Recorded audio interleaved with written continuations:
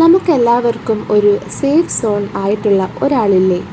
അയാളുടെ പ്രസൻസ് നമുക്ക് എപ്പോഴും ഒരു സേഫ് സോൺ തരും. പേടിയില്ലാതാകും.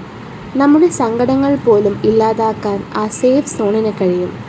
ബൈബിളിൽ യേശു ഇമ്മാനുവൽ അഥവാ ദൈവം നമ്മോട് കൂടെ എന്നാണ് വെളിപ്പെടുത്തുന്നത്.